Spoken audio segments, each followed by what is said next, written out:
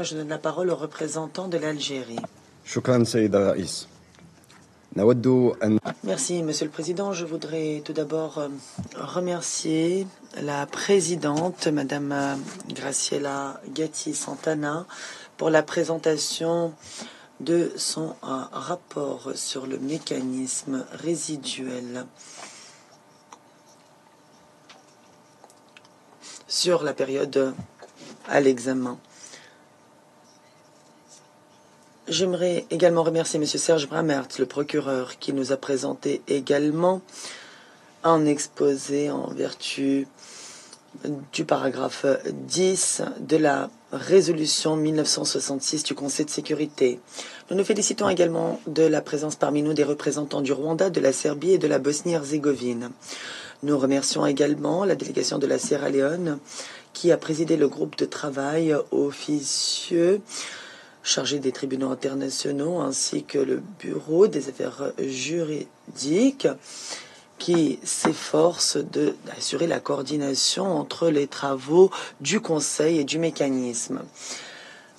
Monsieur le Président, il convient de signaler que le Conseil de sécurité a créé ce mécanisme comme une entité temporaire pour s'acquitter des dernières activités restantes de manière progressive, donc dans un délai limité, conformément aux résolutions du Conseil de sécurité et conformément au mandat du mécanisme. Dans ce contexte,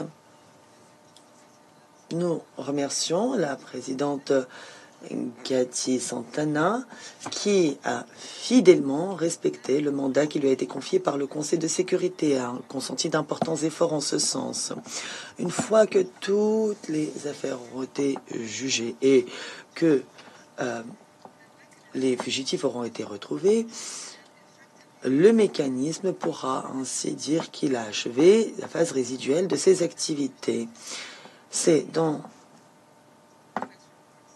ce contexte que s'inscrivent les deux rapports d'étape qui marquent un jalon important dans l'histoire du mécanisme, dont l'objectif est d'assurer la justice au niveau international. Dans le même temps, pour que les autorités nationales puissent rendre une meilleure justice aux victimes de crimes graves punissables par le droit international, ces progrès importants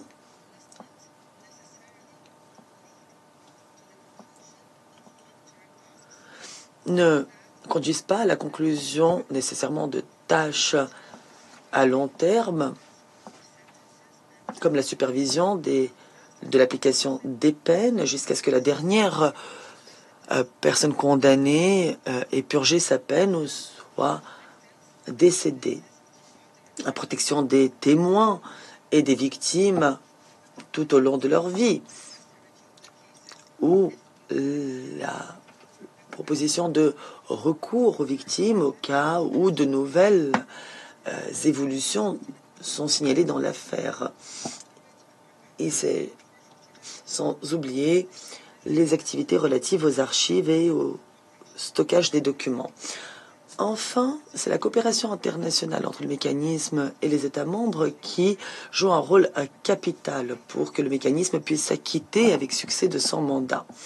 Le mécanisme ne peut y parvenir qu'en renforçant le travail qu'il fait avec toutes les parties prenantes et en renforçant la confiance mutuelle, en prenant en considération les préoccupations légitimes de toutes les parties en vue de faciliter la recherche de solutions appropriées et pour mieux lutter contre l'impunité. Je vous remercie. Je remercie le représentant de l'Algérie pour sa déclaration.